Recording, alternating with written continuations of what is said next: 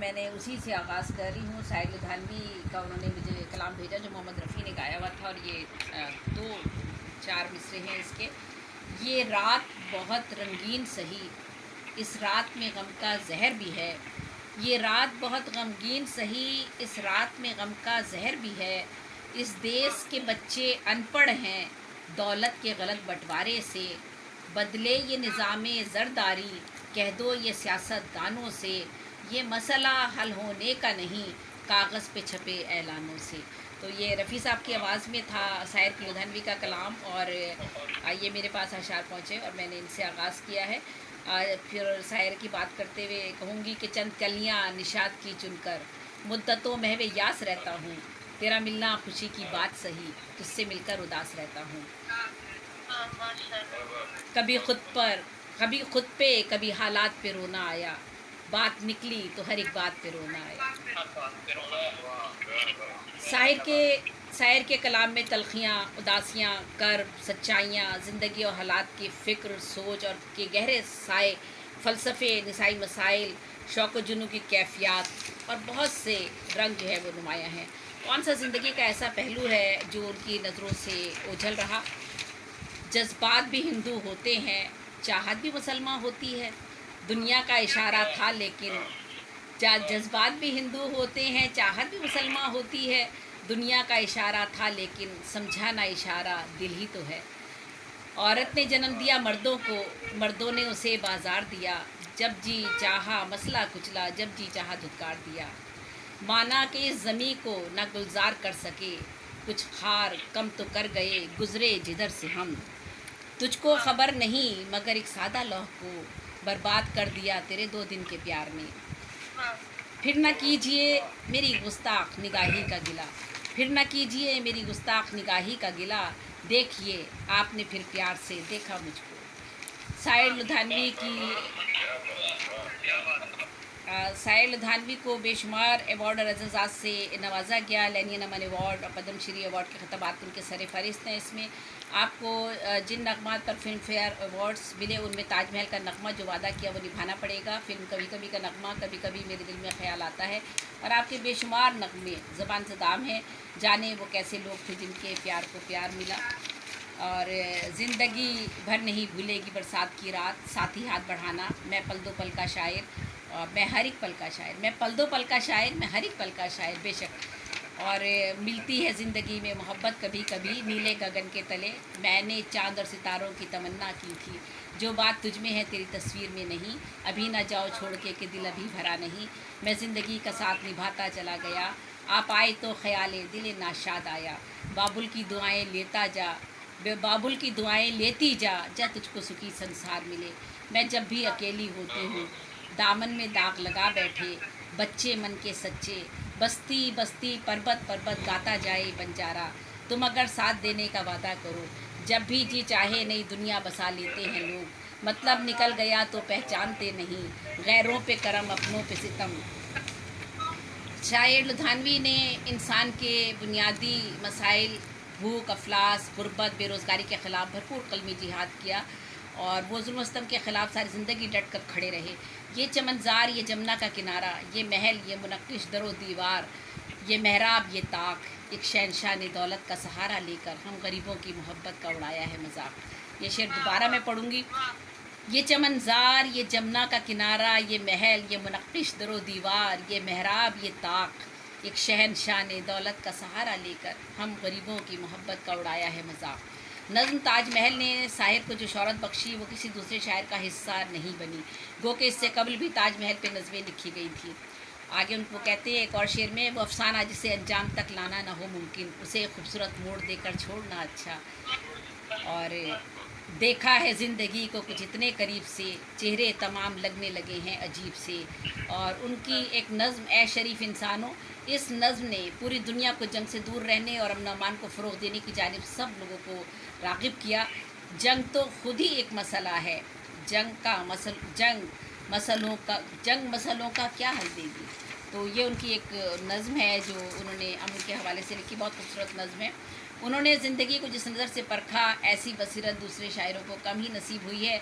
ये महलों, ये तख्तों, ये ताजों की दुनिया, ये इंसान के दुश्मन समाजों की दुनिया, ये दुनिया अगर मिल भी जाए तो क्या है, तो क्या है। दुनिया दुनिया ने तजर्बात व हवादिस की शक्ल में जो कुछ मुझे दिया वो लौटा रहा हूँ मैं।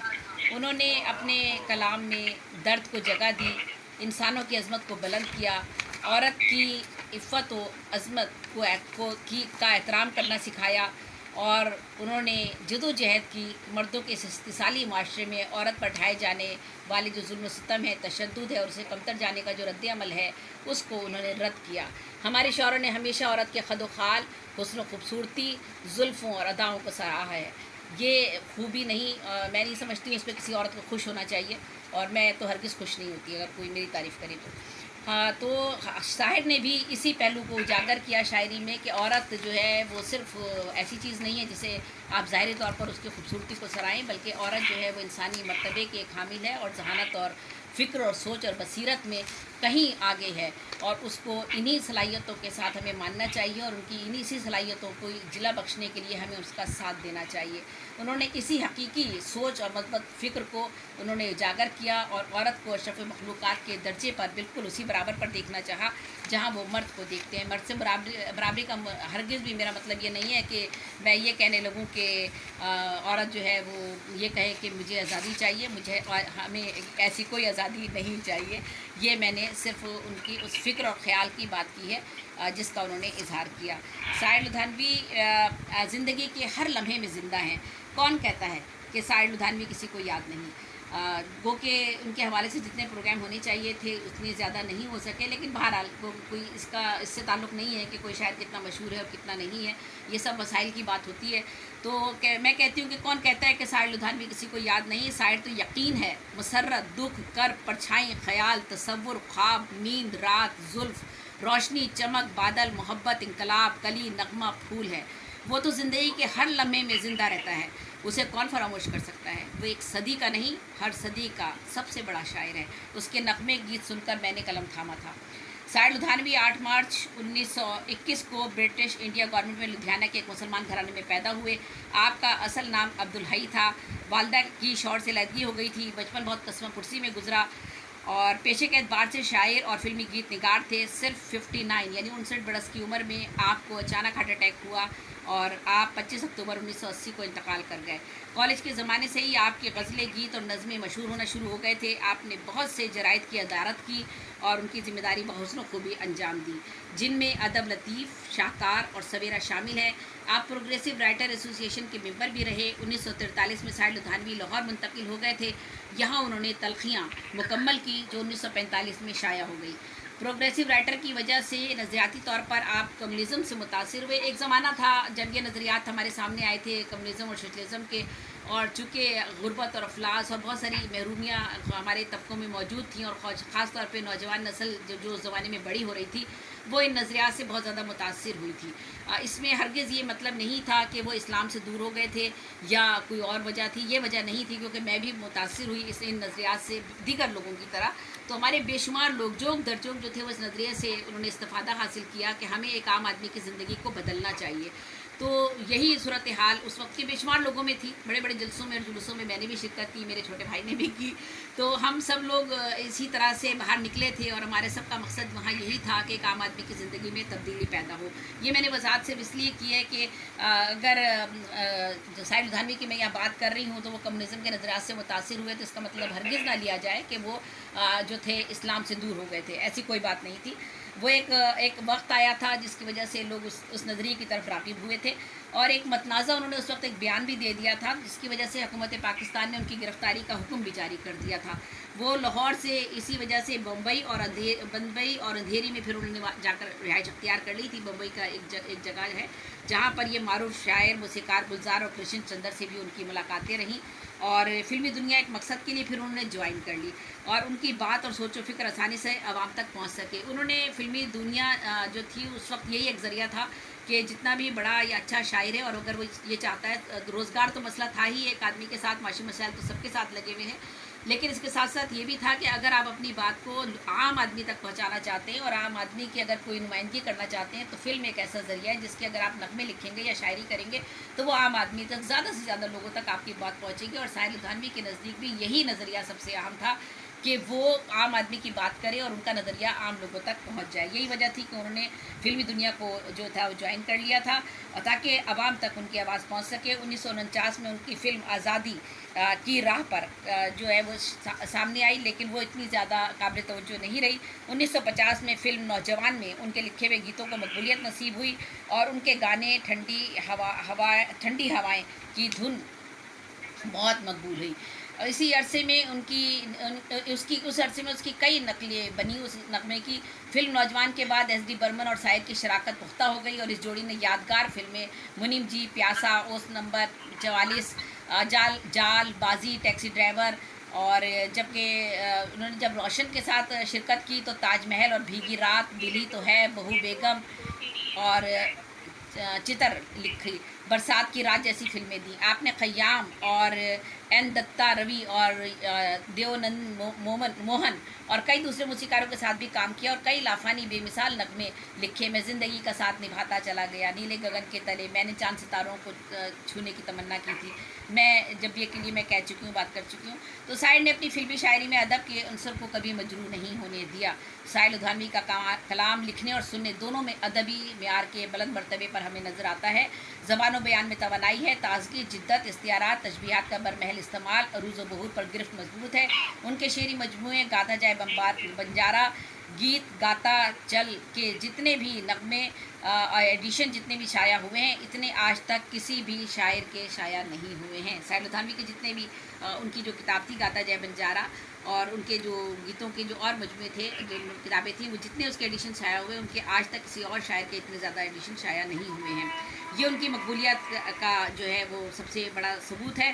साहिर ने ताजमहल, मादाम, चकले, सना खान तकदीर जैसे गीत लिखकर समाज की पसमानदा मफलूक हाल मजबूर तबकों की नुमाइंदगी की। उनकी शायरी में इनकलाबी और नजरियाती तहरीक ने उन्हें अवाम के दिलों में बसाया।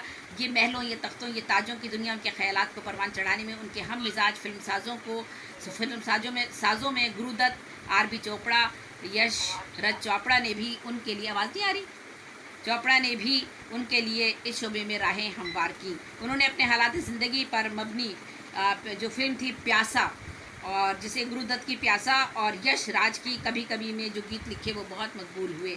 जाने वो कैसे लोग थे जिनके प्यार को प्यार मिला, ये दुनिया अगर मिल भी जाए तो क्या है, मैं पल दो पल का शायर हूँ, कभी कभी मेरे दिल में ख्याल आता है। आपने कॉलेज के ज़माने में अमृता प्रीतम से मोहब्बत की और तमाम उम्र बिना शादी के गुजार दी। अमृता प्रीतम पंजाबी अदब की एक बहुत बड़ी शायरा थी। 16 साल की उम्र में अमृता कौर की शादी प्रीतम सिंह से हो गई। प्रीतम सिंह से उनके 2 बच्चे हुए, बाद में तलाक हो गई। साहिर की मौत पर उन्होंने कहा कि मैं आज बर्बाद हो गई। शौहर से तलाक लेने के बाद अमृता प्रीतम साहिर की तरफ लौटना चाहती थी, लेकिन उन्होंने महसूस किया कि साहिर की ज़िंदगी में शायद कोई और औरत आ गई है। तो वापसी पर उन्हें अमृता फिर उनकी तरफ तो वापस नहीं मुड़ी, बल्कि उन्हें अमरोज़ मिल गए, और जो अमृता का बहुत आशिक था और उसे ये पता था कि अमृता जो है वो साहिर से मोहब्बत करती हैं, लेकिन वो सब जानने के बावजूद भी उससे मोहब्बत करता था।